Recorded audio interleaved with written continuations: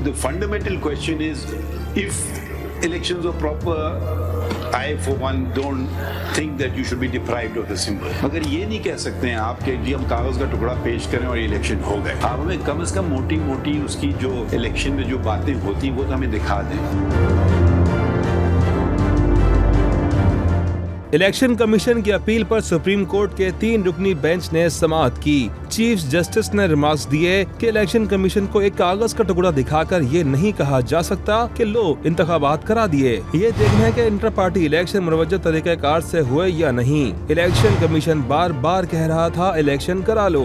Justice काजी फायजीसा ने वाज़ेह किया, election commission की बदनीयती साबित करना होगी। सिर्फ सोशल मीडिया या मीडिया पर इल्जामात आयद करना काफी नहीं। चीफ जस्टिस के रिमार्क्स पर पीटीआई वकीला ने इलेक्शन कमीशन पर बदनीयती का इल्जाम वापस ले लिया। जस्टिस मोहम्मद अली मजहर ने सवाल किया कि क्या पीटीआई ने अपना जारी करदा शेड्यूल फॉलो किया था? आप लेवल प्लेइंग फील्ड मांगते हैं, अपने अरकान को भी तो लेवल प्लेइंग फील्ड देनी होगी। जस्टिस मुसरत हिलाली ने कहा, पीटीआई को सर्टिफिकेट तब मिलेगा जब पार्टी आइन के मुताबिक इंतखाबात होंगे। पीटीआई वकील अली जफर ने दलाइल दिए, आइन और इलेक्शन एक्ट इलेक्शन कमीशन को इंटर पार्टी इलेक्शन के जायजे की इजाजत नहीं देते। इंतखाबी निशान इंटर पार्टी इंतखाबात की वजह से नहीं रोका जा सकता। इलेक्शन कमीशन ने पार्टी इंतखाबात नहीं, इलेक्शन कमिश्नर की तैनाती को गलत करार दिया। पीटीआई वकील हामिद खान ने कहा कि इलेक्शन कमीशन ने पीटीआई के साथ दोहरा मयार अपनाया, किसी दूसरी जमात के इंतखाबात की इस तरह स्क्रूटनी नहीं की। चीफ जस्टिस ने इलेक्शन कमीशन के वकील से सवाल किया, क्या इलेक्शन कमीशन इन्हें इंतखाबात लड़ने से रोक रहा है? इलेक्शन कमीशन के वकील का कहना था कि ये इंतखाबी निशान के बगैर लड़ सकते हैं। पार्टी को खुद ब खुद इंतखाबी निशान नहीं मिल सकता, इसके लिए दस्तावेजात देना होंगी।